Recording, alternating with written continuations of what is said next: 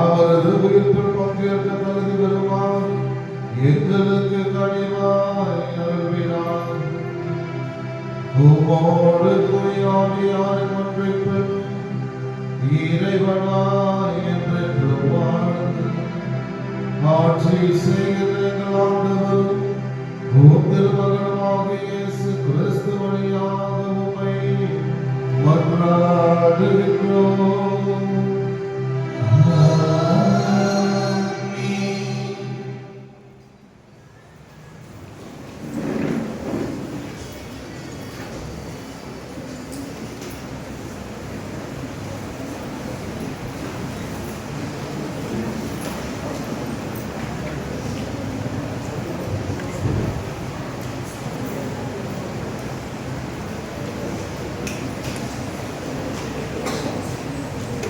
அநீதிகளும் அராஜகங்களும் சுயநலமும் நிறைந்த உலகத்தினை எதிர்த்து போராடுகிற போது பல துன்பங்களும் அவமானங்களும் ஏற்படும். பலர் இகழ்வார்கள். ஆனால் தாட்சியோடும் துணிவோடும் அவைகளை எதிர்த்து போராட ஆண்டவர் இயேசு நமக்கு துணையாய் இருக்கிறார். அவரை நாடுங்கள், அவர் நம்மை எல்லா சூழ்நிலையிலும் வழி நடத்துவார் என்று எசையாவின் நம்பிக்கையூட்டும் வார்த்தைகளுக்கு செவி மடுப்போம்.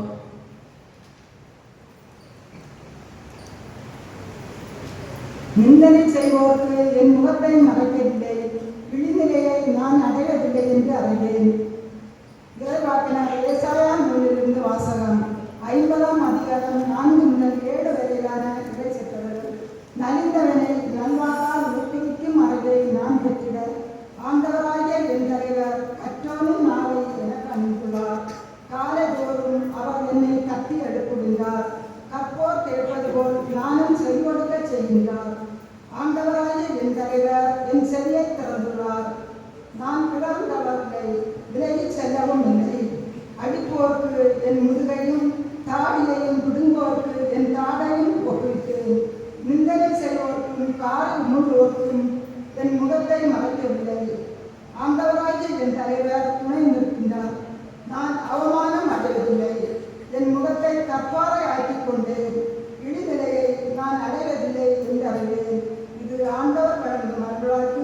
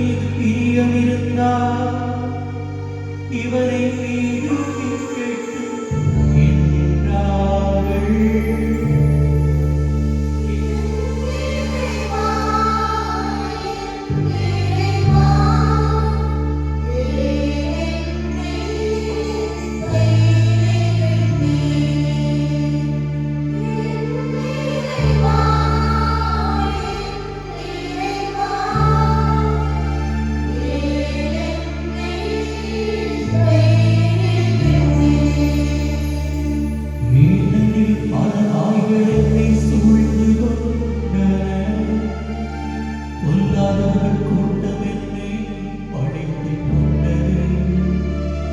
என் கைகளையும் கால்களையும் துடைத்தார்கள். என் எலும்புகளை எல்லாம் நான் எண்ணிவிட முடியும். அவர்களோ என்னை பார்க்கிறார்கள், பார்த்து அக்கடிக்கிறார்கள்.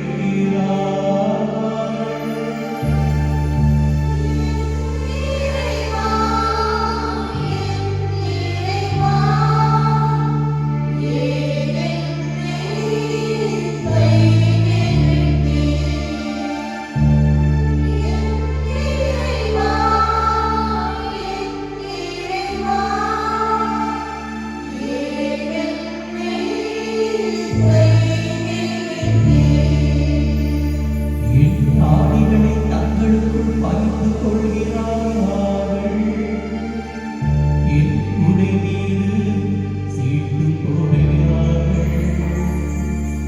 ஆனால் நீரோ என் ஆண்டவரே, என்னை விட்டு தொலைவில் போய்விடாதே.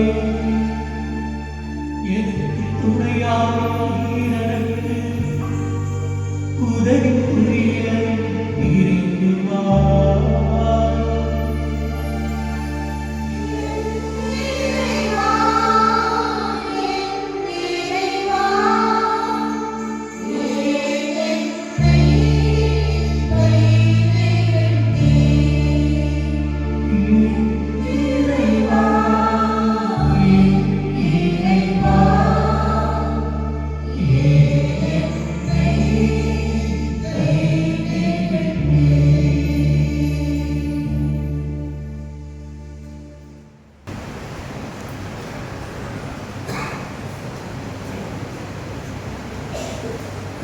இயேசுவின் மகன் எல்லாவற்றின் மேலும் அதிகாரமும் வல்லமையும் இருந்தாலும் அன்பு கருதி, அமைதி கருதி, சமாதானம் கருதி தன்னையே வெறுமையாக்கினார், தாழ்த்தி கொண்டார். தாழ்ச்சி என்பது வீழ்ச்சி அல்ல, ஆனால் அவரை அனைத்திற்கும் மேலாக உயர்த்தினார். நாமும் நமக்கு அறிவுத்திறமை, ஆழ்திறமை, பணம், பதவி இருந்தாலும் பணிவோடு பிறர் வாழ்வு முன்னேற முயற்சி செய்யும் போது கடவுள் நம்மை மேம்படுத்துவார் என்று கூறும் இவ்வாசகத்திற்கு செவிமடுப்போம்.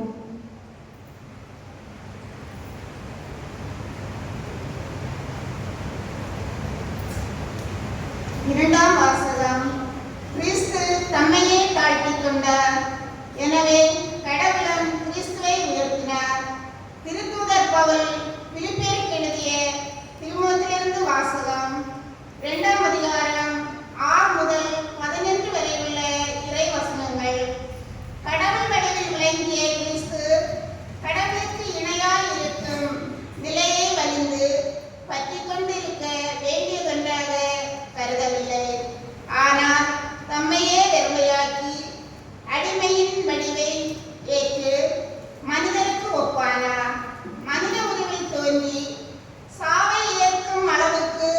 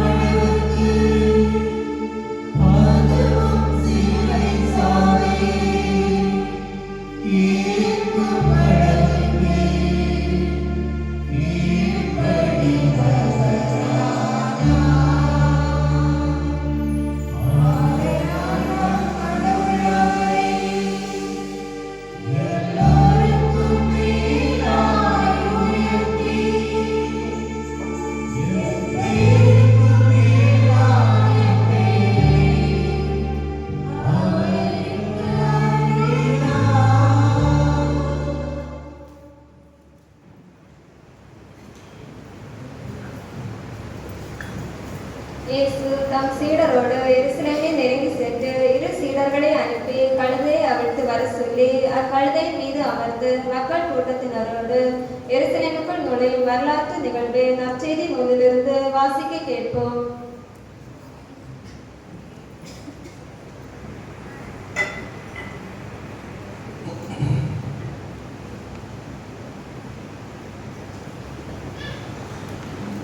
மத்தியில் எழுதியபடி நமது ஆண்டவராகிய இயேசு கிறிஸ்துவின் திருப்பாடல்கள்.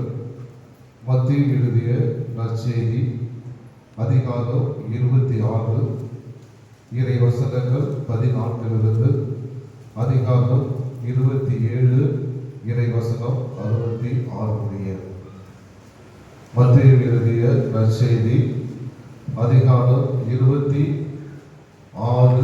இறை வசனம் 14 அதிகாரம் 27 இறை வசனம் 66. பின்னர் 12 ஒருவனாகிய யூதாஸ் இஸ்காரியோத்து தலைமை குருவிடம் வந்து, இயேசுவை உங்களுக்கு நான் காட்டிக் கொடுத்தால் எனக்கு என்ன தருவீர்கள் என்று கேட்டான். அவர்களும் 30 வெள்ளிக்காசுகளை எண்ணி அவனுக்கு கொடுத்தார்கள். அது முதல் அவன் அவனை காட்டிக் கொடுப்பதற்கு வாய்ப்பு தேடிக் கொண்டிருந்தான்.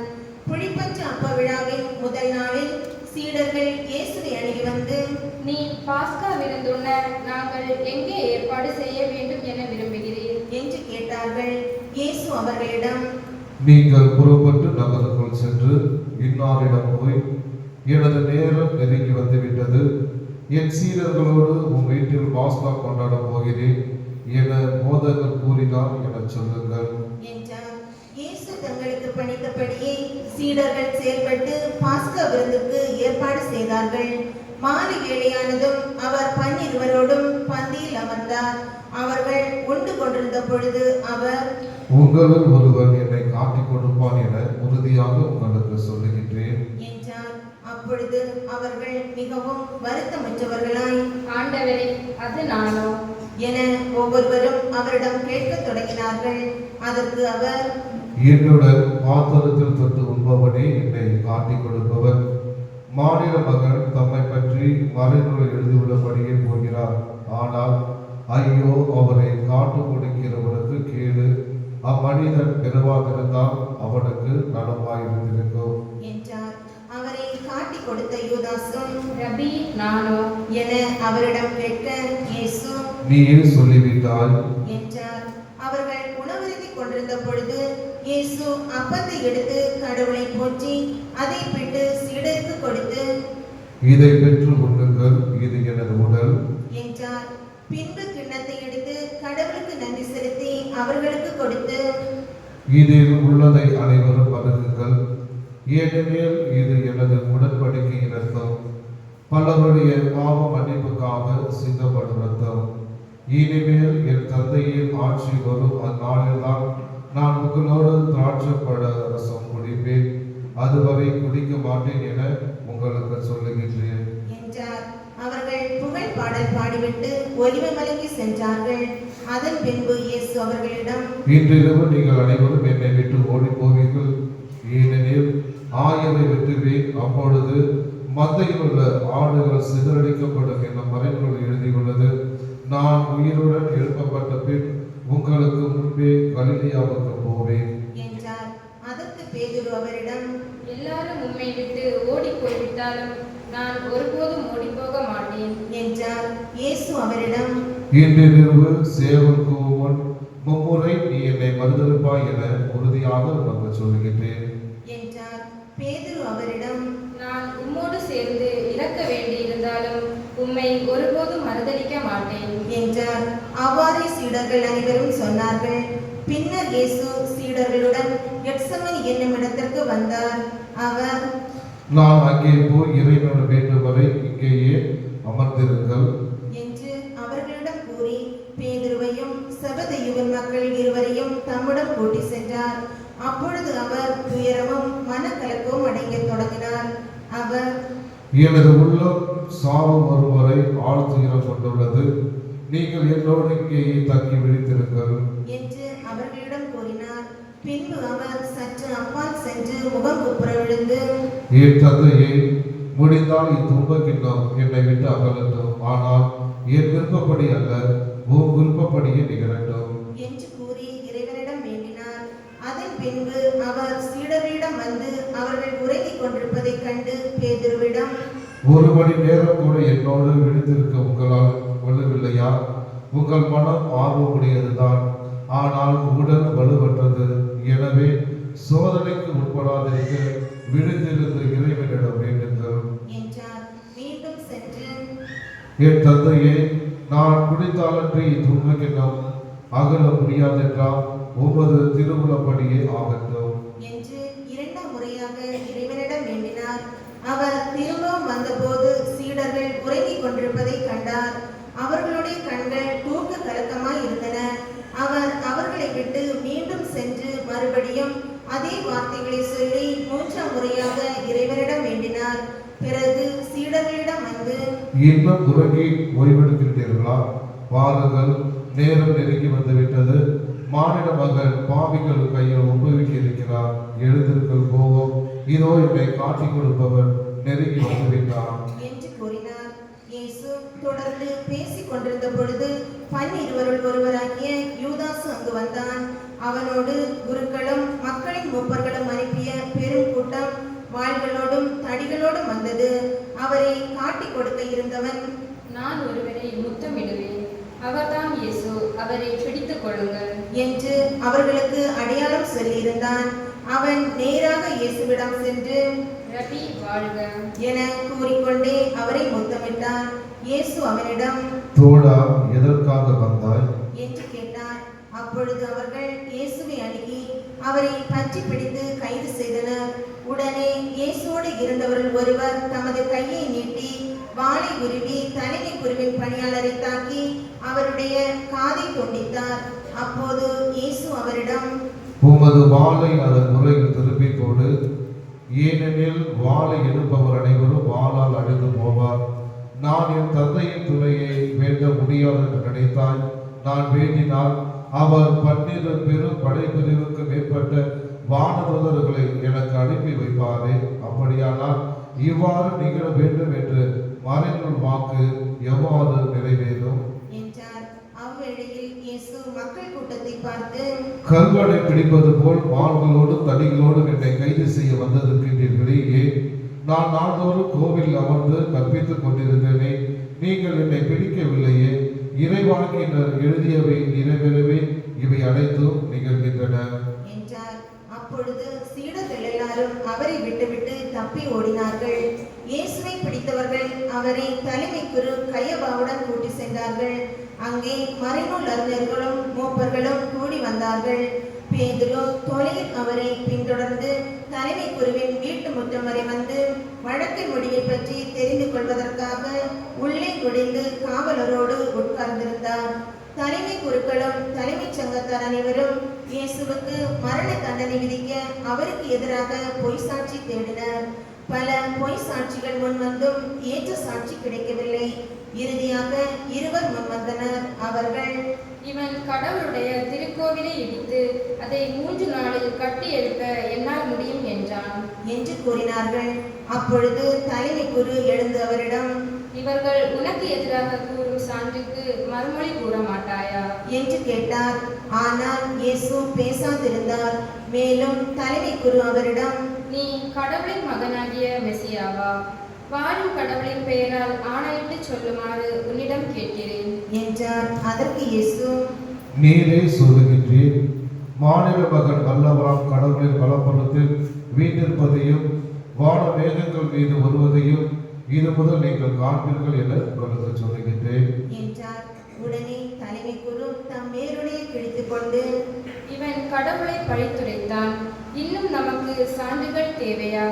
இதோ இப்பொழுது நீங்களே பழிப்புரையை கேட்டீர்களே, நீங்கள் என்ன நினைக்கிறீர்கள் என்று கேட்டார். அதற்கு அவர்கள், இவன் சாக வேண்டியவன் என பதிலளித்தார்கள். பின்பு அவருடைய முகத்தில் துப்பி அவரை கையால் குத்தினார்கள். மேலும் சிலர் அவரை கன்னத்தில் அறைந்து, இறைவாக்கினர் மெசியாவே, உன்னை அடித்தது யார் சொல் என்று கேட்டனர். பேதுரு வெளியே முற்றத்தில் உட்கார்ந்திருந்தார். பணிப்பெண் ஒருவர் அவரிடம் வந்து, நீயும் கலிலேயனாகிய இயேசுவோடு இருந்தவன் தானே என்றார். அவரோ, நீர் சொல்வது என்னவென்று எனக்கு தெரியவில்லை என்று அவர்கள் அனைவர் முன்னிலையிலும் மறுதளித்தார். அவர் வெளியே வாயிலருகே சென்றபோது வேறொரு பணிப்பெண் அவரை கண்டு, இவன் நாசரேத்து இயேசுவோடு இருந்தவன் என்று அங்கிருந்தோரிடம் சொன்னார். ஆனால் பேதுரு இம்மனிதனை எனக்கு தெரியாது என ஆணையிட்டு மீண்டும் மறுதளித்தார். சற்று நேரத்திற்கு பின் அங்கே நின்றவர்கள் பேதுருவிடம் வந்து, உண்மையாகவே நீயும் அவர்களை சேர்ந்தவனே, ஏனெனில் உன் பேச்சே உன்னை யாரென்று காட்டிக் கொடுக்கிறது என்று கூறினார்கள். அப்போது அவர் இந்த மனிதனை எனக்கு தெரியாது என்று சொல்லி சபிக்கவும் ஆணையிடவும் தொடங்கினார். உடனே சேவல் கூவிற்று. அப்பொழுது சேவல் கூவும் முன் நீ என்னை மும்முறை மறுதளிப்பாய் என்று இயேசு கூறியதை பேதுரு நினைவு கூர்ந்து வெளியே சென்று மனம் நொந்து அழுதார். பொழுது விடிந்ததும் தலைமை குருக்கள் மக்களின் மூப்பர்கள் யாவரும் இயேசுவை கொல்ல அவருக்கு எதிராக ஆலோசனை செய்தனர். அவரை கட்டி இழுத்து சென்று ஆளுநன் பிலாத்திடம் ஒப்புவித்தனர். அதன் பின் இயேசு தண்டனை தீர்ப்பு அடைந்ததை கண்டபொழுது அவரை காட்டிக் கொடுத்த யூதாசு மனமருந்தி தலைமை குருக்களிடமும் மூப்பர்களிடமும் 30 வெள்ளிக்காசுகளையும் திருப்பிக் கொண்டு வந்து, பழி பாவம் இல்லாதவனை காட்டிக் கொடுத்து பாவம் செய்தேன் என்றான். அதற்கு அவர்கள் அதை பற்றி எங்களுக்கு என்ன, நீயே பார்த்துக்கொள் என்றார்கள். அதன் பின்பு அவன் அந்த வெள்ளிக்காசுகளை கோவிலில் எறிந்துவிட்டு புறப்பட்டு போய் தூக்கு போட்டுக் கொண்டான். தலைமை குருக்கள் வெள்ளிக்காசுகளை எடுத்து, இது இரத்தத்திற்கான விலையாததால் இதை கோவில் காணிக்கை பெட்டியில் போடுவது முறையல்ல என்று சொல்லி கலந்தாலோசித்து அந்நியரை அடக்கம் செய்ய அவற்றை கொண்டு குயவன் நிலத்தை வாங்கினார்கள். இதனால் தான் அந்நிலம் இரத்த நிலம் என இன்று வரை அழைக்கப்படுகிறது. இஸ்ரேல் மக்களால் விலை மதிக்கப்பட்டவருடைய விலையான 30 வெள்ளிக்காசுகளையும் கையில் எடுத்து ஆண்டவர் எனக்கு பணித்தபடியே அதை குயவன் நிலத்திற்கு கொடுத்தார்கள் என்று இறைவாக்கினர் எரேமியா உரைத்தது அப்பொழுது நிறைவேறியது. இயேசு ஆளுநர் பிலாத்து முன்னிலையில் நின்று கொண்டிருந்தார். ஆளுநர் அவரை நோக்கி, நீ யூதரின் அரசனா என்று கேட்டார்கள். அதற்கு இயேசு அவ்வாறே நீர் சொல்லுகின்றீர் என்று கூறினார். மேலும் தலைமை குருக்களும் மூப்பர்களும் அவர் மீது குற்றம் சுமத்திய போது அவர் மறுமொழி எதுவும் கூறவில்லை. பின்பு பிலாத்து அவரிடம், உனக்கு எதிராக எத்தனையோ சான்றுகள் கூறுகிறார்களே, உனக்கு கேட்கவில்லையா என்றான். அவரோ ஒரு சொல் கூட அவனுக்கு மறுமொழியாக கூறவில்லை. ஆகவே ஆளுநர் மிகவும் வியப்புற்றான். மக்கள் விரும்பி கேட்கும் ஒரு கைதியை அவர்களுக்காக விழாவின் போது ஆளுநர் விடுதலை செய்வது வழக்கம். அந்நாளில் பரமா என்னும் பேர் போன கைதி ஒருவன் இருந்தான். மக்கள் ஒன்று கூடி வந்திருந்த போது பிலாத்து அவர்களிடம், நான் யாரை விடுதலை செய்ய வேண்டும் என விரும்புகிறீர்கள், பரபாவையா அல்லது மெசியா என்னும் இயேசுவையா என்று கேட்டான். ஏனெனில் அவர்கள் பொறாமையால் தான் இயேசுவை தன்னிடம் ஒப்புவித்திருக்கிறார்கள் என்பது அவனுக்கு தெரியும். பிலாத்து நடுவர் இருக்கை மீது அமர்ந்திருந்த பொழுது அவருடைய மனைவி அவனிடம் ஆள் அனுப்பி, அந்த நேர்மையாளரின் வழக்கில் நீர் தலையிட வேண்டாம், ஏனெனில் அவர் பொருட்டு இன்று கனவில் மிகவும் துன்புற்றேன் என்று கூறினார். ஆனால் தலைமை குருக்களும் மூப்பர்களும் பரவாவை விடுதலை செய்ய கேட்கவும் இயேசுவை தீர்த்து கட்டவும் கூட்டத்தினரை தூண்டிவிட்டார்கள். ஆளுநர் அவர்களை பார்த்து, இவ்விருவரில் யாரை விடுதலை செய்ய வேண்டும், உங்கள் விருப்பம் என்ன என கேட்டான். அதற்கு அவர்கள் பரபாவை என்றார்கள். பிலாத்து அவர்களிடம் அப்படியானால் மெசியா என்னும் இயேசுவை நான் என்ன செய்ய வேண்டும் என்று கேட்டார். அனைவரும் சிலுவையில் அறையும் என்று பதிலளித்தனர். அதற்கு அவன் இவன் செய்த குற்றம் என்ன என்று கேட்டான். அவர்களோ சிலுவையில் அறையும் என்று இன்னும் உரக்க கத்தினார்கள். பிலாத்து தன் முயற்சியால் பயனேதும் ஏற்படவில்லை, மாறாக கலகமே உருவாகிறது என்று கண்டு கூட்டத்தினரின் முன்னிலையில் தண்ணீரை எடுத்து, இவனது இரத்த பழியில் எனக்கு பங்கில்லை, நீங்களே பார்த்துக் கொள்ளுங்கள் என்று கூறி தன் கைகளை கழுவினான். அதற்கு மக்கள் அனைவரும் இவனுடைய இரத்த பழி எங்கள் மேலும் எங்கள் பிள்ளைகள் மேலும் விழட்டும் என்று பதில் கூறினார். அப்பொழுது அவர் பரவாவை அவர்கள் விருப்பத்திற்கு இணங்க விடுதலை செய்தான். இயேசுவை கசையால் அடித்து சிலுவையில் அறையுமாறு ஒப்புவித்தான். ஆளுநரின் படைவீரர் இயேசுவை ஆளுநர் மாளிகைக்கு கூட்டி சென்று அங்கிருந்த படைப்பிரிவினர் அனைவரையும் அவர் முன் ஒன்று கூட்டினார். அவருடைய ஆடைகளை உரிந்து கருஞ்சிவப்பு நிறமுள்ள தளர் அங்கியை அவருக்கு அணிவித்தனர். அவர்கள் ஒரு முள்முடி பின்னி அவரது தலையின் மேல் வைத்து அவருடைய வலக்கையில் ஒரு கோலை கொடுத்து அவர் முன் முழங்கால் படியிட்டு, யூதரின் அரசரே வாழ்க என்று சொல்லி ஏளனம் செய்தனர். அவர் மேல் துப்பி அக்கோலை எடுத்து அவருடைய தலையில் அடித்தனர். அவரை ஏளனம் செய்த பின் அவர் மேல் இருந்த தளர் அங்கியை கழற்றிவிட்டு அவருடைய ஆடைகளை அணிவித்து அவரை சிலுவையில் அறைவதற்காக எடுத்து சென்றனர். அவர்கள் வெளியே சென்றபோது சீரேன் ஊரை சேர்ந்த சீமோன் என்ற பெயருடைய ஒருவரை கண்டார்கள். இயேசுவின் சிலுவையை சுமக்கும்படி அவரை கட்டாயப்படுத்தினார்கள். மண்டையோட்டு இடம் என்று பொருள்படும் கொல்கொதாவுக்கு வந்தார்கள். இயேசுவுக்கு கசப்பு கலந்த திராட்சை ரசத்தை குடிக்க கொடுத்தார்கள். அவர் அதை சுவை பார்த்த பின் குடிக்க விரும்பவில்லை. அவர்கள் அவரை சிலுவையில் அறைந்த பின்பு குலுக்கல் முறையில் அவருடைய ஆடைகளை பங்கிட்டு கொண்டார்கள். பின்பு அங்கே உட்கார்ந்து காவல் பார்த்தார்கள். அவருடைய தலைக்கு மேல் அவரது மரண தண்டனைக்கான காரணத்தை எழுதி வைத்தார்கள். அது இவன் யூதரின் அரசனாகிய இயேசு என்று எழுதப்பட்டிருக்கிறது. அதன் பின் அவருடைய வலப்புறம் ஒருவனும் இடப்புறம் ஒருவனுமாக இரு கள்வர்களை அவருடன் சிலுவையில் அறைந்தார்கள்.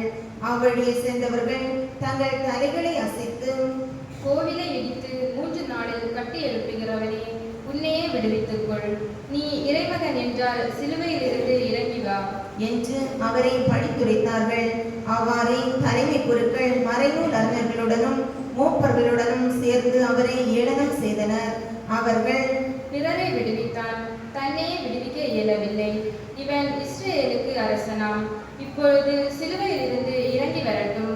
அப்பொழுது நாங்கள் இவனை நம்புவோம். கடவுளிடம் இவன் உறுதியான நம்பிக்கை கொண்டிருந்தானாம். அவர் விரும்பினால் இப்போது இவனை விடுவிக்கட்டும். நான் இறைமகன் என்றானே என்று கூறினார்கள். அவ்வாறே அவரோடு சிலுவையில் அறையப்பட்டிருந்த கள்வர்களும் அவரை இகழ்ந்தார்கள். நண்பகல் 12 மணி முதல் பிற்பகல் 3 மணி வரை நாடு முழுவதும் இருள் உண்டாயிற்று. 3 மணியளவில் இயேசு, ஏலி ஏலி லேமா சபக்தானி, அதாவது என் இறைவா என் இறைவா ஏன் என்னை கைவிட்டீர் என்ற உரத்த குரலில் கத்தினார். அங்கே நின்று கொண்டிருந்தவர்கள் சிலர் அதை கேட்டு, இவன் எலியாவை கூப்பிடுகிறான் என்றனர்.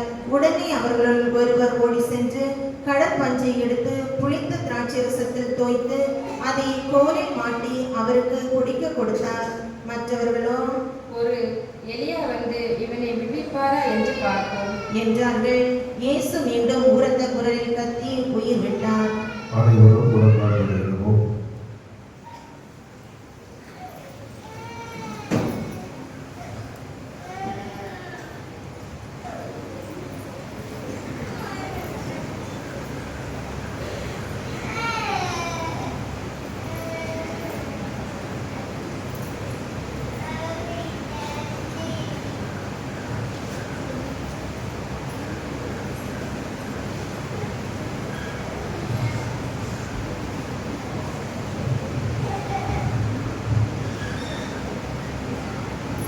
அனைவரும் எழுந்து நிற்போம்.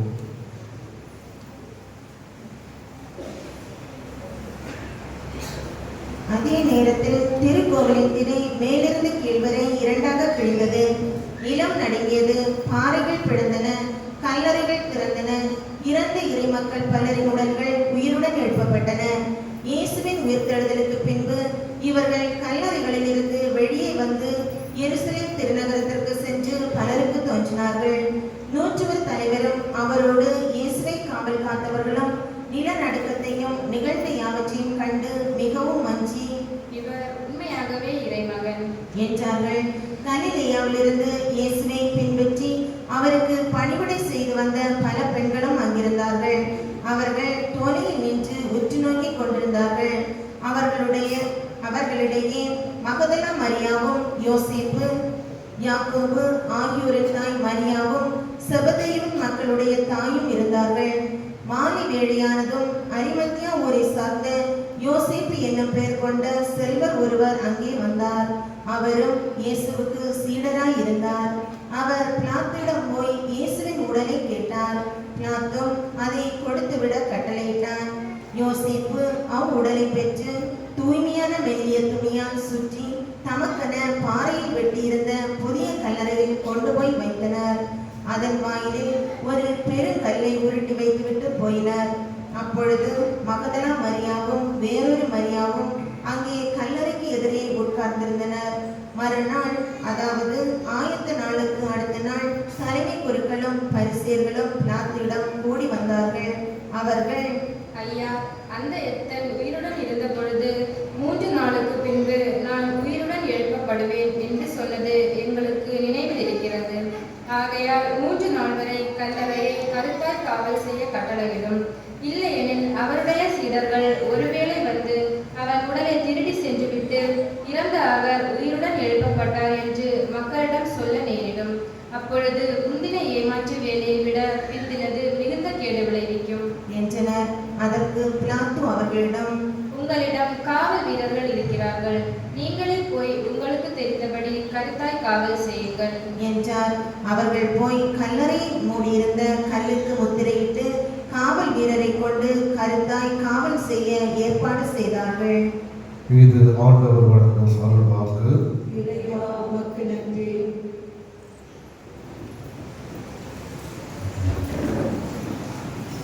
இயேசுவில் பிரியமான சகோதரிகளே, நாம் அனைவரும் நம்முடைய நவ காலத்தில் அந்த ஒரு புனிதமான வாரத்துக்குள் நாம் அனைவரும் நுழைந்திருக்கின்றோம்.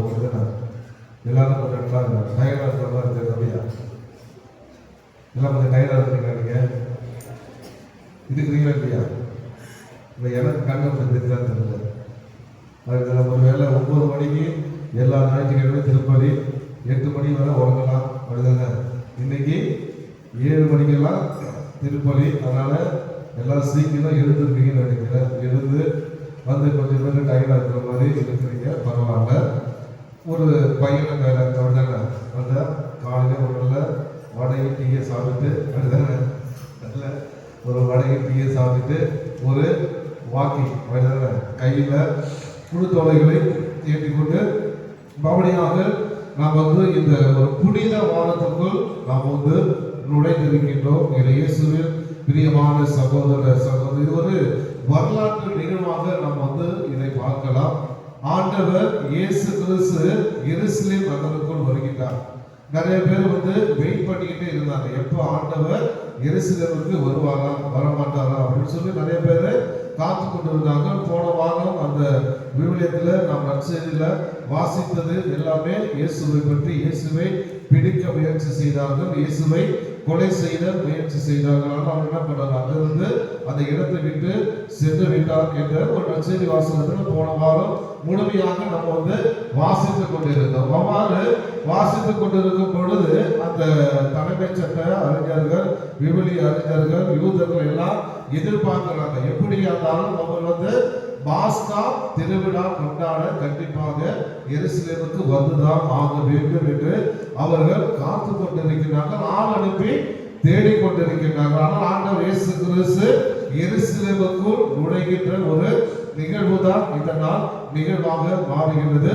எருசலேமுக்கு அவர் நுழையும் பொழுது அங்கு இருந்த மக்கள் இயேசுவினால் குணம் பெற்றவர்கள், இயேசுவினால் அற்புதங்களை கண்டவர்கள், இயேசுவினால் பல பயன்களை பெற்ற மக்கள், பார்த்த மக்கள் எல்லாம் என்ன பண்றாங்க, அவர் எருசலேமுக்கு வரும் பொழுது ஒரு விதமான அவர்களுக்குள்ளான ஒரு விதமான என்ன சொல்றது, ஒரு உற்சாகம் அவர்களுக்கு ஏற்படுகின்றது. ஏற்பட்டு என்ன பண்றாங்க, ஒரு கழுகு குட்டியை கொண்டு வந்து அது மேல தங்களுடைய ஆடைகளை வைத்து தங்களுடைய மேலாடைகளை விரித்து கைகளிலே ஓலைகளை ஏந்தி ஓசானா தாவீது மகனுக்கு ஓசானா என்று ஆர்ப்பரித்து ஆண்டவர் இயேசு கிறிஸ்துவை அந்த எருசலேம் திருநகருக்குள் அவர்கள் வரவேற்கின்றார்கள். பிரியமான சகோதர சகோதரிகளே, இது ஒரு இயேசுடைய ஒரு வரவேற்பு. மக்கள் என்ன நினைக்கிறாங்கன்னா, இயேசு ஒரு அரசர், இயேசு நம்மை காப்பாற்றுவார், இயேசு நமக்காக எல்லாம் செய்வார், இயேசு ஒரு அரசனாக அவர்களை வரவேற்கின்றார்கள். ஆனால் பார்க்கும் பொழுது அந்த ஆண்டவர் இயேசு கிறிஸ்துவுடைய அந்த புனித வாரத்தின் நிகழ்வுகளை நாம் வந்து சிந்தித்து பார்க்கும் பொழுது எந்த மக்கள் தாவீது மகனுக்கு ஓசானா என்று சொன்னார்களோ அவர்கள் என்ன சொல்றாங்க, அவரை சிலுவையில் அறையும், அவரை சிலுவையில் அறையும் என்று அந்த மக்களே கத்துகிறார்கள். பிரியமான சகோதர சகோதரிகளே, இதிலிருந்து ஆண்டவர் நமக்கு கொடுக்கின்ற அந்த ஒரு செய்தி என்னவென்று பார்க்கும் பொழுது, நம்முடைய வாழ்க்கை எப்பொழுதுமே ஒரு சீரான நிலையிலே நாம் வைத்துக் கொள்ள வேண்டும். எப்போதுமே நம்ம வந்து புகழக்கூடிய உச்சத்துக்கு செல்லக்கூடாது. புகழக்கூடிய உச்சத்துக்கு நாம் செல்லும் பொழுது திடீரென்று ஒரு நாள் தடுக்கி கீழே விழுந்து விடலாம். அந்த நாளை நம்மால எதிர்கொள்ள முடியாது. அதுதான் ஆண்டவர் நமக்கு கொடுக்கின்ற ஒரு மிகப்பெரிய ஒரு முதல் சிந்தனையாக இருக்கிறது. ஆண்டவருக்கு தெரியும் இன்னைக்கு இவங்க வரவேற்கின்றாங்க, ஆனால் இன்னைக்கு வரவேற்கின்ற இதே மக்கள் இவனை சிலுவையில் அறையும் என்று மாறுவார்கள். ஆனால் என்னுடைய இறை திட்டம் என்னவென்றால், மக்களுக்காக தன் உயிரை சிலுவையில் கொடுப்பதுதான் என்னுடைய ஒரு இறைவனுடைய திட்டமாக இருக்கிறது. அது நிறைவேறும் என்று அவர் தன்னுடைய வாழ்க்கையில அவர் சென்று கொண்டிருந்தார். இயேசுவில் பிரியமான சகோதர சகோதர, வாழ்க்கையில் எப்போதுமே நமக்கு ஒரு புகழின் உச்சிக்கு போகும்போது ஆகா அப்படின்னு நினைக்க கூடாது. நான் எப்ப வேணாலும் நம்மளை விட்டு போகலாம் என்கிற ஒரு சிந்தனையை கொடுக்கின்றார். இரண்டாவதாக கடவுள் நமக்கு கொடுக்கின்ற அந்த சிந்தனை என்னவென்று பார்க்கும் பொழுது தாழ்ச்சி. அந்த தாழ்ச்சியான உள்ளத்தோடு நாம் ஒவ்வொருவரும் வாழ வேண்டும் என்பதுதான் அவர் கொடுக்கின்ற ஒரு இரண்டாவது ஒரு சிந்தனையாக இருக்கின்றது. இது இயேசுவின் பிரியமான சகோதர சகோதரிகளே, பிரான்ஸ் நாட்டை ஆட்சி செய்து கொண்டிருந்த மன்னர் லூயிஸ் என்பவர் ஒரு நாள் ஆண்டவருடைய உண்மையான முள்மொழியை கான்ஸ்டான்டினோபிள் அரசரிலிருந்து அவர் வந்து தன்னுடைய நாட்டிற்கு கொண்டு வருகின்றார். அவ்வாறு கொண்டு வரும் பொழுது அனைவருமே ஒரு மிகப்பெரிய ஆர்வத்தோடு உற்சாகத்தோடு அந்த இயேசுடைய முன்மொழியை பார்ப்பதற்கு தங்களுடைய நாட்டுக்கு வரவேற்பதற்காக அவர்கள் எல்லோருமே காத்து கொண்டிருக்கிறார்கள். அரசர் வரும் வரை அவர்கள் காத்து கொண்டிருக்கிறார்கள். அப்போது அவர்கள் எல்லாம் என்ன நினைத்துக் கொண்டிருக்கிறார்கள் என்று பார்க்கும் பொழுது, அரசர் ஒரு மிகப்பெரிய ஒரு உடையோடு ஒரு என்ன சொல்றது ஒரு தங்க கிரீடத்தோடு ஒரு ஆரவாரமாக அவர் வருவார் என்று அவர்கள் எல்லோருமே எதிர்பார்த்து கொண்டிருக்கிறார்கள். ஆனால் அரசர் ஒரு சாக்கு உடை உடுத்தி தன்னுடைய கிரீடம் இல்லாமல் காலடிகள் இல்லாமல் ஒரு ஏழ்மையான நிலையில ஒரு தோட்டத்துல அவர் வந்து அந்த ஆண்டவர் இயேசு கிறிஸ்துவுடைய அந்த முன்மொழியை அவர் பெறுகிறார். அப்பொழுது மக்களுக்கெல்லாம் ஒரே ஆச்சரியம், அரசர் எவ்வாறு இருக்க வேண்டியவர் ஆனால் இப்படி இருக்கின்றாரா என்று சொல்லி மக்களுக்கெல்லாம் ஒரே ஆச்சரியமாக அது இருக்கின்றது. ஆனால் அப்பொழுது அரசர் கூறுகின்றார், கடவுளே மனிதனாக தன்னை தாழ்த்தி கொண்டார், அதனால நாம் எல்லோருமே அந்த தாட்சியோடு தான் வாழ வேண்டும் என்ற ஒரு சிந்தனை மக்களுக்கு கொடுக்கின்றார். பிரியமான சகோதர சகோதரி, அந்த சிந்தனையை தான் ஆண்டவர் இரண்டாவது சிந்தனையாக இந்த நாளிலே நமக்கு கொடுக்கின்றார். எவ்வாறு கடவுள் மனிதனாக உருவெடுத்து தன்னை தாழ்த்தி கொண்டாரோ, தாழ்ச்சியோடு வாழ்ந்தாரோ, அதே போல நாம் ஒவ்வொருவருமே நம்முடைய வாழ்க்கையில தாழ்ச்சியோடு வாழ வேண்டும் என்பதுதான் இறைவனுடைய ஒரு விருப்பமாக இருக்கிறது. இந்த நாளிலே இந்த இரண்டு சிந்தனைகளை தான் கடவுள் நமக்கு கொடுக்கின்றார். அதனால நாம் ஒவ்வொருவருமே சிந்தித்து பார்ப்போம். இந்த புனித வாரத்துல இறைவனோடு இணைந்திருப்போம். இறைவன் நம்மை நிறைவாக ஆசீர்வதிப்பார். ஆமென். நாம் அனைவரும் எழுந்து நம்முடைய நம்பிக்கையை அறிக்கையிடுவோம்.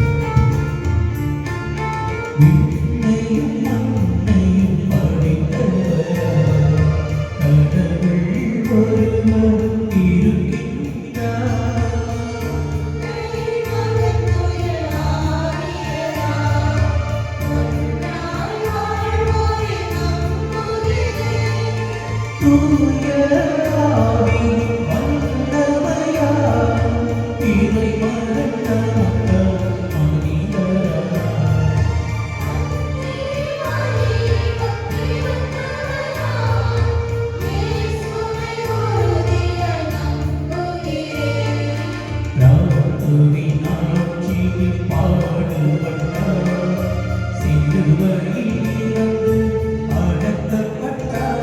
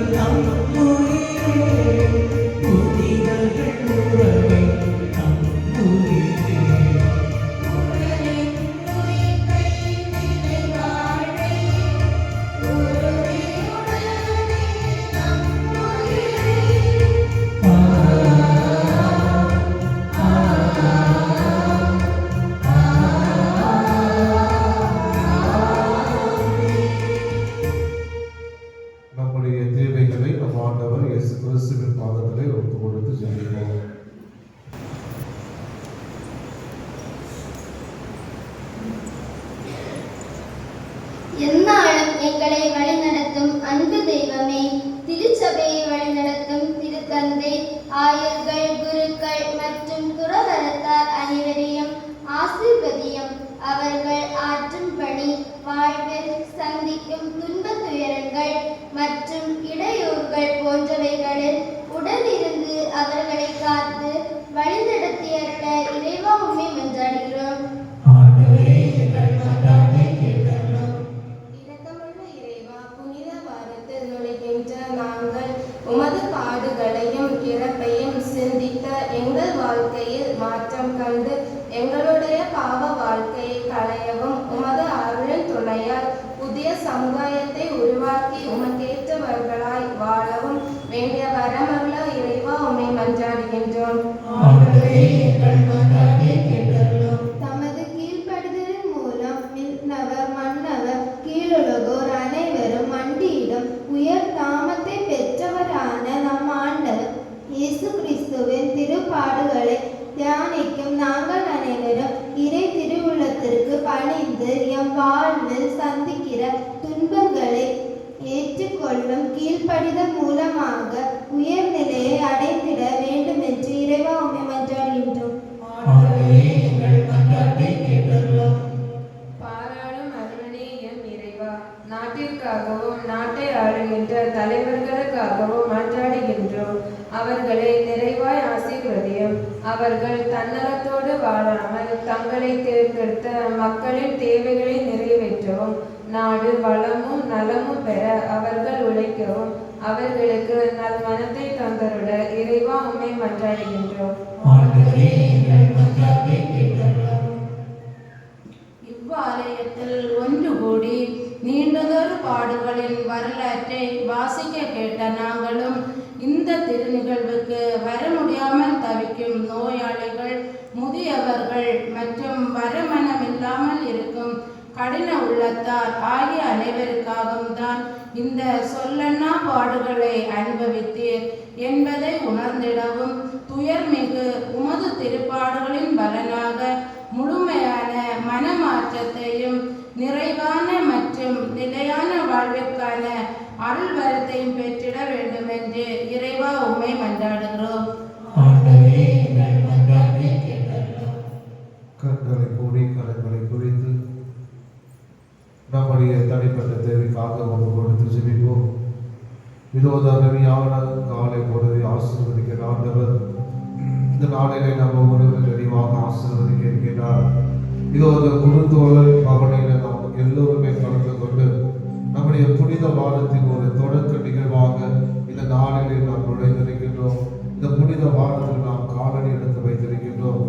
இதோ அந்த நாளிலே இறைவன் நம்மை நிறைவாக ஆசீர்வதிக்க வேண்டும் என்றும் இதோ அந்த புனித வாரம் முழுமையாக எல்லா நிகழ்வு வழியாக இறைவன் தன்னுடைய அருளையும் ஆசிரியம் பொழிய வேண்டும் என்று ஒப்பு கொடுத்து ஜெபிப்பவர். ஆண்டவரே இயேசு கிறிஸ்துவே, இந்த நாளுக்காக நன்றி கூறி எங்களை முழுமையாக உடைய கரங்களில் ஒப்பு கொடுத்து ஜெபிக்கிறோம். இயேசுவே, அன்பு தகப்பனே, ஆசீர்வதியும் அப்பா.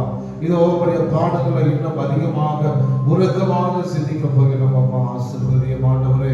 இதோ எங்களுக்காக விடுதலை பெற்று தந்தீரே. இதோ பாவ வாழ்க்கையிலிருந்து எங்களுக்கு விடுதலை பெற்று தந்தீரே. இதோ இன்னும் எங்கள் ஒவ்வொருக்கும் ஆசிரியை வழங்கி கொண்டிருக்கின்றது அன்பு தகப்பனே. இயேசு கிறிஸ்துவை ஒப்பு கொடுக்கிறோம் அப்பா. எல்லாவற்றையும் ஒப்பு கொடுத்து ஜெபிக்கிறோம். இயேசுவே, அன்பு தகப்பனே, ஆசீர்வதியும் அப்பா. எங்கள் ஒவ்வொருவரையுமே ஆசீர்வதியும் ஆண்டவரே. அன்பு தகப்பனே, இயேசு கிறிஸ்துவே, குடும்பத்தை ஒப்பு கொடுத்து ஜெபிக்கிறோம். இயேசுவே, ஆசீர்வதியும். குடும்பத்தில் நல்ல அமைதி, மகிழ்ச்சி, சமாதானத்தை நிறைவாக எங்களுக்கு அளிக்க வேண்டும் என்று நாங்கள் இடத்துல ஒப்பு கொடுத்து ஜெபிக்கிறோம். இயேசுவே, அன்பு தகப்பனே, ஆசீர்வதியும் அப்பா. எங்கள் ஒவ்வொருவரையும் ஆசீர்வதியும் ஆண்டவரே. பிள்ளைகளுக்காக ஒப்பு கொடுத்து ஜெபிக்கிறோம். இயேசுவே, அன்பு தகப்பனே, ஆசீர்வதியும் அப்பா. பிள்ளைகளுக்கு நல்ல உடல் சுகத்தை கொடுக்க வேண்டும் என்று ஜெபிக்கிறோம். அன்பு இயேசு கிறிஸ்துவே, இதோ எங்களுடைய பிள்ளைகள் நல்ல முறையில் தேர்வுகளை எழுத தேவையான நல்ல ஞானத்தை, அறிவை, கல்வி கொடுங்க.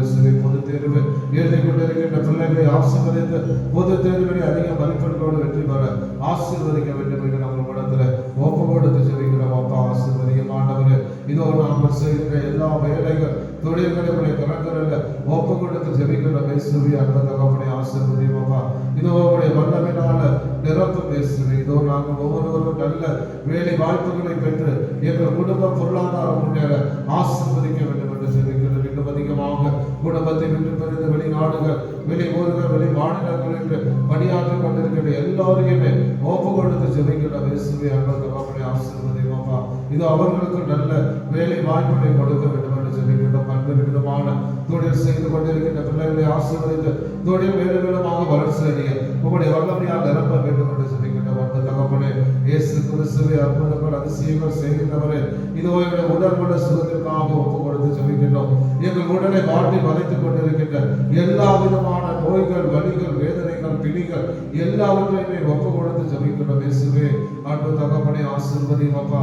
உங்களுடைய வல்லமையினால நிரப்பம் அப்பா. அன்பு தகப்பனே உங்களுடைய கரங்களால தொட்டு ஆசீர்வதித்து நாம் ஒவ்வொருவரும் முழு சுகம் பெற நோய்கள், வலிகள், வேதனைகளுக்கு விடுதலை அடைய நிறைவாக ஆசீர்வதிக்க வேண்டும் என்று ஜெபிக்கின்றோம். அன்பு தகப்பனே இயேசு கிறிஸ்துவே ஆசீர்வதியும் அப்பா. எல்லா தேவைகளையுமே ஒப்பு கொடுத்து ஜெபிக்கின்றோம்.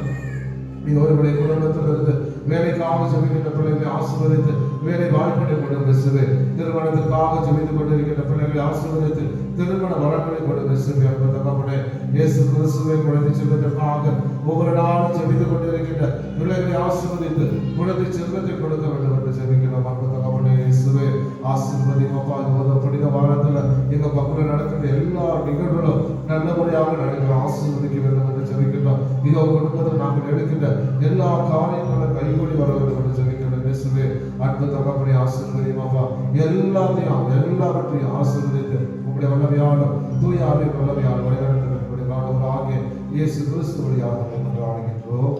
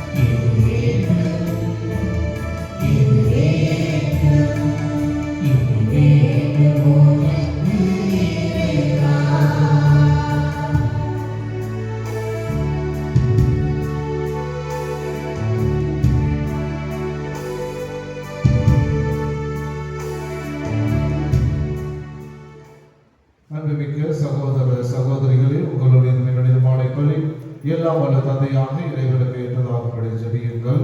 ஆண்டவர் நமது பெயரின் புகழ்ச்சிக்காகவும் மாட்சிக்காகவும் நமது நன்மைக்காகவும் புனித திருமலை அனைத்து நன்மைகளுக்காகவும் உமது கையிலிருந்து இப்பலியை ஏற்றுக்கொள்வாராக.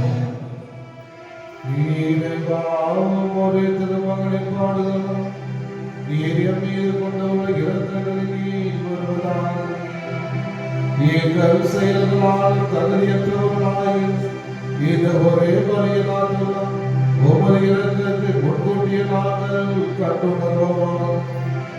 எங்கள் ஆண்டவராகிய இயேசு கிறிஸ்து வழியாக உம்மை மன்றாடுகின்றோம்.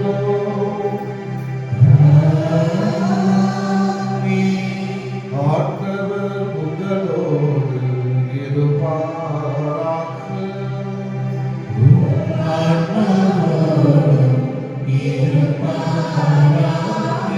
இதயங்களை மேலே எழுப்புங்கள்.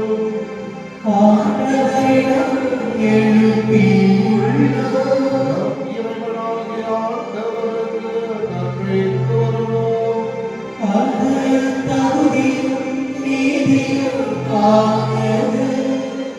ஆண்டவரே தூயவரான தந்தையே, என்றுமுள்ள எல்லாம் வல்ல இறைவா, எங்கள் ஆண்டவராகிய கிறிஸ்து வழியாக நாளும் எவ்விடத்தில் நாங்கள் மக்களுக்கு செலுத்துவது மெய்யாகவே தகுதியும் நீதியுமாகும். எங்கள் கடமையும் மீட்புக்குரிய செயலுமாகிறது. பாசற்ற கிறிஸ்துவின் பாவிகளுக்காக பாடுபடும் தீயோடி மீட்புக்காக அழுதியாக தீர்ப்பிடவும் நிறுவனமான அவரது இறப்பை பாவங்களை போக்கி அவரது உயிர் தெழுதலை எங்கள் உமக்கு ஏற்புடையது ஆக்குகின்றார். ஆகவே நாங்கள் வானது அனைவரோடு சேர்ந்து உம்மை புகழ்ந்து போற்றி அக்களித்து கொண்டாடி ஆர்ப்பரித்து பாடுவதாவது.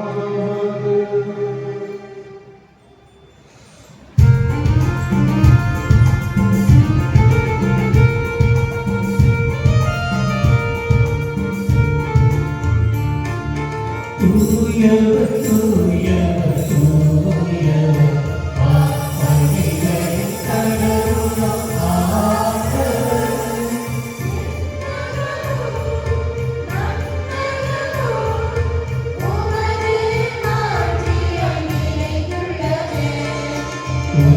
உன்னதங்களிலே ஓசன்னா, உன்னதங்களிலே ஓசன்னா. ஆண்டவர் பெயரால் வருகிறவர், ஆசி பெற்றவர். உன்னதங்களிலே ஓசன்னா, உன்னதங்களிலே ஓசன்னா, ஓசன்னா, ஓசன்னா. ஆண்டவரே இவையாகவே தூயவர் தூய்மை அனைத்திற்கும் ஒன்றாகவே உடைய தூயாவை குறைந்து இக்காணிக்கைகளை தூய்மைப்படுத்த வேண்டுகின்றோம். இவ்வாறு எங்கள் ஆண்டவர் இயேசு கிறிஸ்துவின் உடலும் இரத்தமுமாக இவை மாறுவனவாக.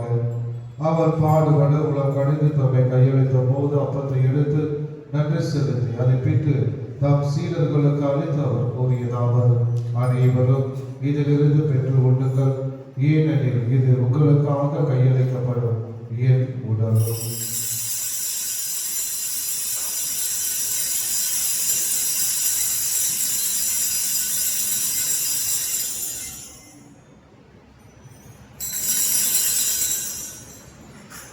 அவ்வளவே இரவு விருதை அருந்திய பின் கிண்ணத்தை எடுத்து மீண்டும் கல்வி கூறி தம் சீடர்களுக்கு அழைத்து அவர் கூறியதாவது: அனைவரும் இதிலிருந்து பெற்று பருகுங்கள், ஏனெனில் இது புதிய நிலையான உடன்படிக்கைக்குரிய இரத்தத்தின் கிண்ணம். இது பாவ மன்னிப்புக்கென்றும் உங்களுக்காகவும் பலருக்காகவும் சிந்தப்படும். இதை என் நினைவாக செய்யுங்கள்.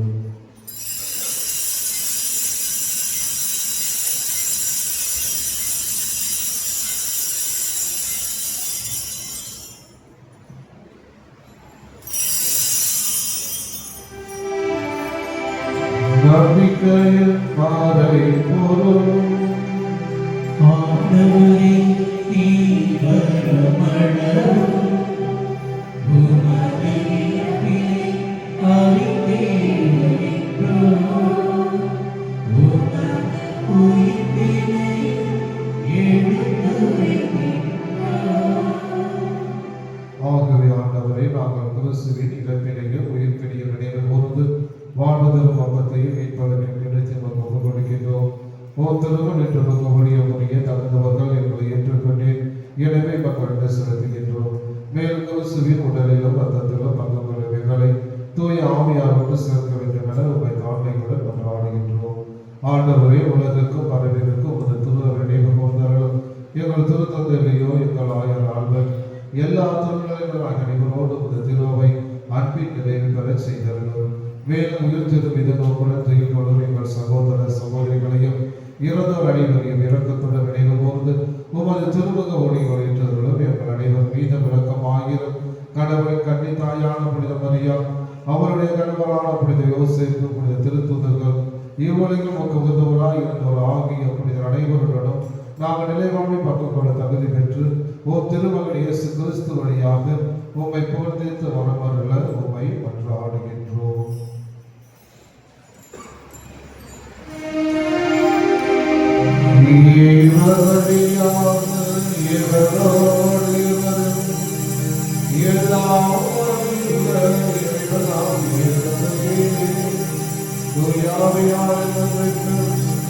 எல்லா புகழும் ஆட்சியும் என்றென்றும் உமக்கு உரியதே.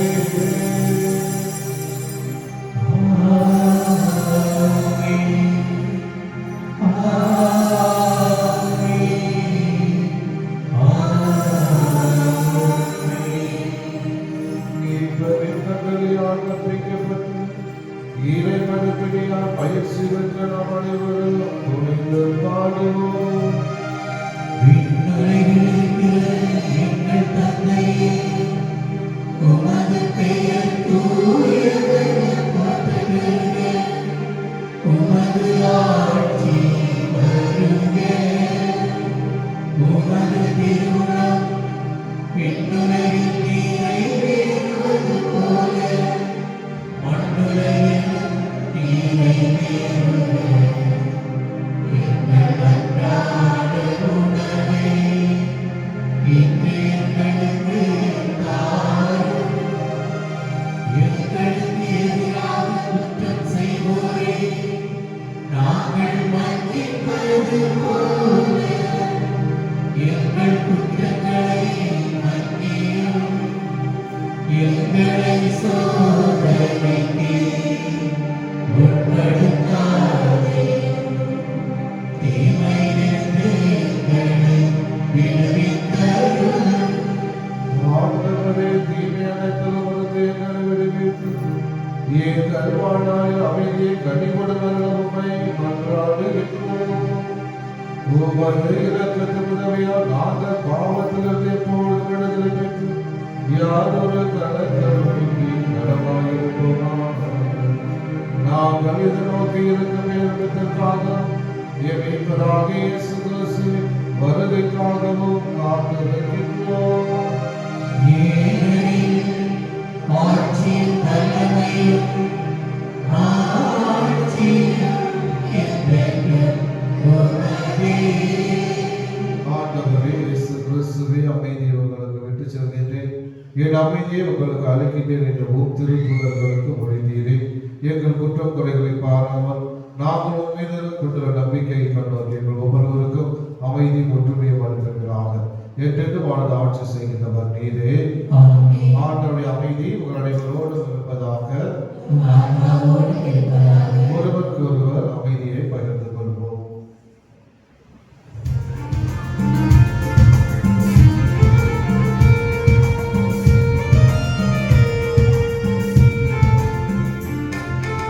உலகின் பாவம் இறைவனின் திருச்செம்மறியே, எம்மேல் இரக்கம் வைத்தருளும். எம்மேல் இரக்கம் வைத்தருளும்.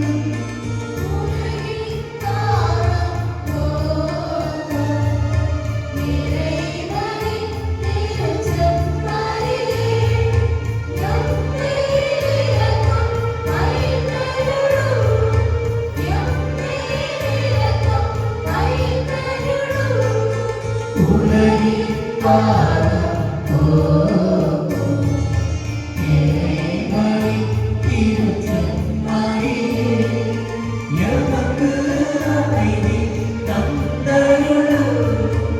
எமக்கு அமைதி தந்தருளும். தந்தருளும்.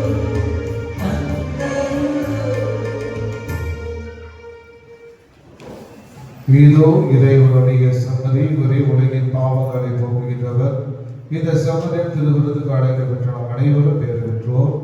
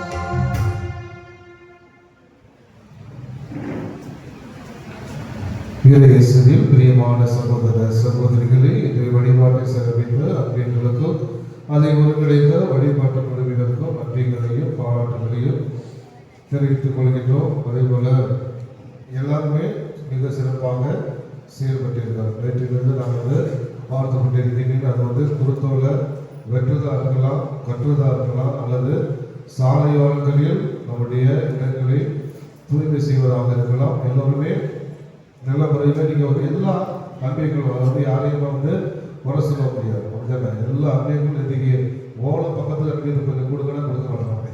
நாங்கள் தான் அதை கற்றுவோம், எங்களுக்கு அன்பியது தேவைப்பாங்க அப்படின்னு சொல்லி அந்த அளவுக்கு என்ன சொல்றது, ஒரு ஆர்வத்தோடு, ஆர்வம் தான் அது என்ன சொல்ல முடியாது, ஒரு ஆர்வம். அப்படிதானே? எங்கள் அன்பியம் நல்லா செய்யணும், எங்கள் அன்பியம் நிறைய ஓலைகள் கட்ட வேண்டும் அந்த ஒரு ஆர்வத்தோடு நேற்றிலிருந்து இன்றைய வரை எல்லாமே நல்லபடியாக நடைபெற்றது. குருத்தோலை பவனி சரி, திருப்பணி சரி, எல்லாமே நல்ல முறையில் நடைபெற்றது. அதனால எல்லோருக்குமே என்னுடைய மனமார்ந்த நன்றிகளையும் பாராட்டுகளையும் வாழ்த்துக்களையும் கனவோடு எழுப்பி நான் தெரிவித்துக் கொண்டிருக்கிறோம். எல்லோருக்குமே ரொம்ப நன்றி.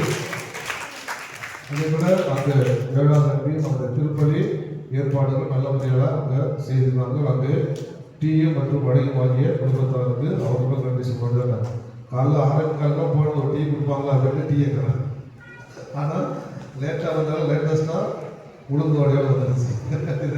அதை வச்சு நல்ல முறையில் அவர்களுக்கும் என்னுடைய மனமார்ந்த நன்றிகள்.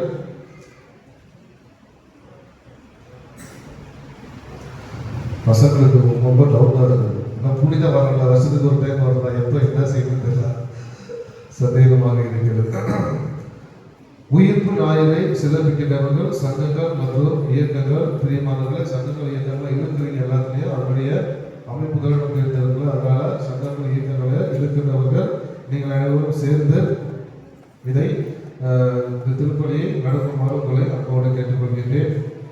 உயிர்ப்பு ஞாயிறப்ப திருமுழுக்கு பெற விரும்புகின்றவர்கள் எப்போதுமே ஈஸ்டர் அன்னைக்கு ஞானஸ்தானம் கொடுப்பாங்க. அதனால உங்களுடைய குழந்தைகளுக்கு நீங்கள் ஞானஸ்தானம் கொடுக்க விரும்பினீர்கள் என்றால் இன்றை சந்தைக்குமாக உங்களை அன்போடு கேட்டுக்கொள்ள. இன்று திருப்பலி முடிந்தவுடன் அன்பிய ஒருங்கிணைய தேர்தல் நடைபெறும். அதனால எத்தனை அன்பியர்கள் நிர்வாகிகள் தயவு செய்து ஒரு 10 நிமிடம் தான், கூட்டம்லாம் கிடையாது. இன்னைக்கு நிர்வாகிகளுடைய தேர்தல் பண்ணிருக்கோம். அதனால அன்பிய ஒருங்கிணைய களப்பணியாளர் வந்திருக்கிறாங்க. அதனால தயவு செய்து திருப்பலி முடிந்த உடனே சிறிது நேரம் நீங்க என்ன செய்றீங்க, நம்முடைய மண்டபத்தில் ஒன்று கூடுங்க. சரிங்களா? ஒன்று கூடி அந்த எலெக்ஷன் மட்டும் முடிச்சுட்டு அப்போ நீங்கள் கட்சி குடிக்க போகணும். கட்சி எல்லாருக்கும் இருக்குது நினைக்கிறேன். அதனால் எல்லாருக்குமே தாராளமாக கட்சியெல்லாம் இருக்குது. அதனால் தயவு செய்து இந்த ஒரு சிறிது நேரம் நீங்கள் கூட்டம் இருக்காது. அன்பிய நிர்வாகத்தை மட்டும் நீங்கள் தேர்ந்தெடுத்துட்டு அதுக்கப்புறம் நீங்கள் கட்சி குடிக்க செல்லலாம். அதனால அன்பியத்தில் தேர்ந்தெடுக்கப்பட்ட தலைவர்கள், துணைத் தலைவர்கள், செயலர், துணை செயலர், பொருளாளர் எல்லாருமே கண்டிப்பாக இன்று வரும் வாக்குகளை நான் அன்போடு கேட்டுக்கொள்கின்றேன். திருப்பலி முடிந்தவுடன் ஆமோசா கூட்டமானவர் அனைவரும் அனைத்து நிர்வாகிகள் உறுப்பினர்கள் கலந்து கொள்ளுமாறு உங்களை அன்போடு கேட்டுக்கொள்கின்றேன். சங்கங்கள் மற்றும் இயக்கங்கள் நிர்வாகிகளுடைய பட்டியல் வருகின்ற செவ்வாய்க்கிழமை அறப்பணியாளர்கள் கொடுக்க வேண்டும். 31ஆம் தேதி கொடுக்க வேண்டும். அவர்களுக்கான தேர்தல் ஈஸ்டர் முடிஞ்சதுக்கப்புறம் அவர்களுக்கான தேர்தலானது நடைபெறும்.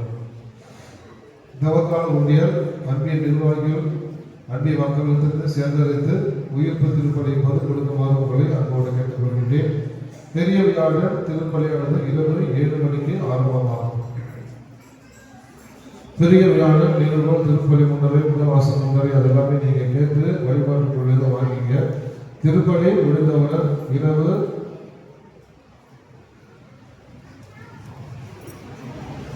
இரவு 10 மணி முதல் பொது ஆராதனை, அதாவது நைட்டு 10 மணிக்கு பொது ஆராதனை, 10 மணி முதல் 11 மணி வரை 8வது அர்ப்பியம், 11 12 வரை 7வது அர்ப்பியம். வெள்ளிக்கிழமை காலை 6 முதல் 6:45 வரை 6வது அர்ப்பியம், 6:45 7:30 வரை 9வது அர்ப்பியம், 7:30 8:15 வரை 10வது அர்ப்பியம், 8:15 முதல் 9வது மணி வரை 5வது அர்ப்பியம், 9 மணி முதல் 9:45 வரை 4வது அர்ப்பியம், 9:45 முதல் 10:30 வரை 3வது அர்ப்பியம், 10:30 11:30 வரைக்கும் 2வது அர்ப்பியம், 11:15 12 மணி வரை 1வது அர்ப்பியம், 12 முதல் 1 மணி வரை பாதை ஆரம்பமாகும். 3 மணிக்கு பொது ஆராதனை, அதாவது சிலுவை ஆராதனையானது நம்முடைய ஆலயத்தில் வைத்து நடைபெறும். பிரியமான சகோதர சகோதரிகளே, இது எல்லா வருஷமும் நடக்கிற ஒரு நிகழ்வு தான். எல்லா வருடமும் நடக்கின்ற ஒரு நிகழ்வு தான். சிலுவை பாதை கண்டிப்பாக 1 மணிக்கு எல்லாருக்குமே கொஞ்சம் கஷ்டமாக தான் இருக்கும், கொஞ்சம் நேரம் தான். அதனால ஆண்டவர் நமக்காக சிலுவையிலே தூக்கி கஷ்டப்பட்டார். நம்ம கொஞ்சம் வெயில் இருந்தால் ஒன்றும் ஆக மாட்டோம் நினைக்கிறேன். கொஞ்சம் கலர் கம்மியாகும், அது என்ன மாதிரி இருக்க ஒரு பிரச்சனை கிடையாது. அதனால அதெல்லாம் நீங்கள் பார்க்காம நீங்கள் என்ன பண்ணுறீங்க, கரெக்டாக அந்த சிலுவை பாதையில் நம்ம வந்து கலந்து கொள்ள வேண்டும். சரிங்களா? அதனால அன்றைக்கி ஒரு நாள் மட்டும்தான், அதனால நீங்கள் கலந்து கொள்ள வேண்டும். அங்கங்கே உங்களுக்கு கண்டிப்பாக ஜூஸ் மோர்லாம் கொடுப்பாங்க உங்கள் தாகத்தை தணிப்பதற்காக. குடம் வேணால் குடையை எடுத்துருக்கு, கேப் வேணால் கேப் போட்டுருக்கு, ஒன்றும் பிரச்சனை கிடையாது. அதெல்லாம் தவறு கிடையாது. சரி, ஆனால் நாம் வந்து அந்த பக்தியோடு அந்த சிலுவை பாதையில் நாம் வந்து கலந்து கொள்ள வேண்டும். அதுதான் நமக்கு ரொம்ப முக்கியமான ஒன்று. ஒரு சிலர் காலையில் வச்சு என்ன பார்த்தா, சாயங்காலம் வச்சு என்ன பார்த்தா, அதெல்லாம் வந்து வேண்டாம். எப்படி நம்ம பக்கத்தில் நடந்து கொண்டு இருக்கிறது அப்படியே கொஞ்ச நாளாக நல்லபடியாக நடந்து கொண்டு இருக்கிறது. அதனால சிரமம் பாராமல் அந்த சிலுவை பாதையில் அன்று இரவிலிருந்து நடக்கின்ற அந்த நற்கரணை ஆராதனை அவங்க அன்பியத்துக்கு ஒதுக்கிறோம், ஒரு பிரச்சனை கிடையாது. இருந்தாலும் நீங்கள் உங்களுக்கு நேரம் கிடைக்கும் பொழுது அந்த ஆராதனையில் கலந்து கொள்ளுமாறு உங்களை அன்போடு கேட்டுக்கொள்கின்றேன். பெரிய வியாழன் அன்பியர்களுக்கான பொறுப்பு ஆலயத்தை உள் சுத்தம் செய்து மற்றும் மீதப்படுவது 5, 6, 7 அன்பியங்கள். ஆலயத்தின் நெருங்கிய பக்கம் மற்றும் முன்பும் சுத்தம் செய்வது 8, 9, 10 அன்பியங்கள். குருசடி வளாகம் மைதானம் 1, 2, 3, 4 அன்பியங்கள். மாற்றமிடம் போடுவது இளையோர் இயக்கம்.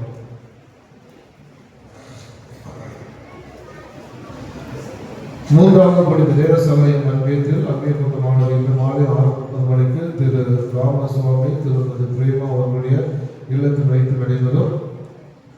30/3/2020 திங்கட்கிழமை மாலை 7 மணிக்கு தவக்கால திருப்பலியானது ஜஸ்டின் ராஜ் திருமதி ஏஞ்சல் அவர்களுடைய இல்லத்தில் வைத்து நடைபெறும். அதில் அன்பிய மக்கள் மற்ற மக்களும் கலந்து கொள்ளுமாறு உங்களை அன்போடு கேட்டுக்கொள்கின்றேன். திருச்சடங்கிற்கு ஆலயத்திலிருந்து பாதம் கழுவும் சடங்கிற்கு அன்பியத்திலிருந்து ஒரு நபர் பேர் எழுதி இன்று அருள்பெரி பேரவை பொருளத்தை தயவு செய்து கொடுக்குமாறு உங்களை அன்போடு கேட்டுக்கொள்கின்றேன். என்பதை பாதம் கழுவு சடங்கு வருவாங்க, அது ஒரு வாரமாக கொஞ்சம் ஒருத்தர் எடுத்துட்டு வந்தால் ரொம்ப நன்றாக இருக்கும். இன்றைய தினம் பவனி நேரத்தில் நமக்கு தேவி மற்றும் மழை வழங்கி உதவி தந்த திரு சோதி திருமதி நூர்து அவர்களுக்கு நம்முடைய நன்றிகளை பாராட்டுகளையும் தெரிவித்துக் கொள்கின்றோம். இன்றைய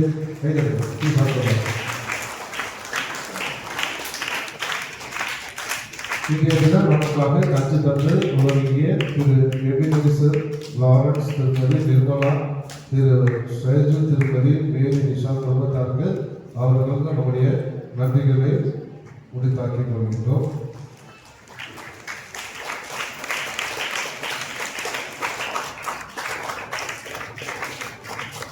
அதே போல வழிபாடு செய்யலாம் படிக்கலாம் நினைச்சேன். சும்மா முதல் நிலை 1, 2, 3 அன்பியங்கள் எல்லாருக்கும் தெரியும். அதனால வந்து வழிபாட்டு குழுவும் வந்து உங்களை அனுப்புவாங்க. அவங்கள்ட்ட போய் உங்கள் அன்பியத்துக்கு என்ன பொறுப்புன்னு சொல்லி கேட்டு நீங்கள் அதை நீங்கள் வாங்கிட்டு போயிடலாம். அது இந்த நாள் உள்ள அது என்ன படிக்கணுமோ எல்லாமே வந்து வழிபாட்டு குழு அவங்களுக்கு வழிபடுத்துவாங்க. சரிங்களா? அதனால் அதற்கு போயிட்டு சிவபாதை யார் யார் படிக்கணும் அப்படின்னு சொல்லி அவங்கள்ட்ட படிச்சுக்கலாம். முதல் முன்னுரை வீர புக்கள் 1 முதல் 10 நிகழ்வை 10 அன்பியங்கள், 11 மக்கள் பேரவை, 12 ஆமிசம், 13 மரியாதை சபை, 14 மறைக்கல்வி மன்றம். சரிங்களா? அதனால வந்து நீங்கள் அதை கேட்டு வாங்கிக் கொள்ளுமாறு உங்களை அன்போடு கேட்டுக்கொள்கிறோம். அதே போல் நம்முடைய சேக்ரட் ஆர்ட்ஸ் கான்வென்ட் அந்த சிஸ்டர்ஸ் வந்து ஒரு என்ன சொல்கிறது ரிக்வெஸ்ட்டு சொன்னாங்க. அவங்க ஸ்கூலில் வந்து ஸ்கூல் சேர்க்கையானது நடந்து கொண்டிருக்கின்றது. நம்முடைய Sacred Heart Convent Matric Higher Secondary School. அதனால் யாராவது சேர விருப்பம் நீங்கள் போய் அந்த பள்ளிக்கூடத்தில் சேர்ந்து படிக்கலாம். ஆனால் படிக்கிறது மட்டும் சொல்ல முடியாது, பெரியவங்களாம் வர முடியாது. அதனால் அவங்க சேர்ந்து படித்துக் கொள்ளலாம். அதே போல் இந்த புனிதமான நிகழ்வுகள் நல்ல முறையில் நடைபெற வேண்டும் என்று தொடர்ந்து நீங்கள் வந்து ஜெபித்துக் கொள்ளுங்கள். எல்லாம் நன்றாக இருக்குது. பல பேர் உதவி செய்து கொண்டு இருக்கின்றீர்கள். இன்னும் பல உதவிகள் உங்களுக்கு தேவைப்படுகிறது நம்முடைய ஆலயத்துக்கு. அதனால் தாராள உள்ளத்தோடு நீங்கள் வந்து கொடுத்து உதவுமாறு உங்களை நான் வந்து அன்போடு கேட்டுக்கொள்கின்றேன். திருப்பலி முடிந்தவுடன் அனைவருக்கும் கஞ்சியானது வழங்கப்படும். அனைவரும் கஞ்சி அருந்தி செல்லுமாக திருப்பி அதேபோல அன்பி ஒருங்கிணைந்திருந்து உடனடியாக நடைபெறும். நன்றை கூறி மன்றாடுவோமாக. இறைவா, புனித கொடைகளால் நிறைவேற்றலாக உம்மை பணிவுடன் வேண்டுகின்றோம். அதனால் நாங்கள் நம்மோடு ஒத்துழைப்பு நிரப்பினோம். எதுவும் இருந்து செய்ய உம்மை வேண்டுகின்றோம். எங்கள் ஆண்டவராகிய இயேசு கிறிஸ்து வழியாக உம்மை மன்றாடுகின்றோம்.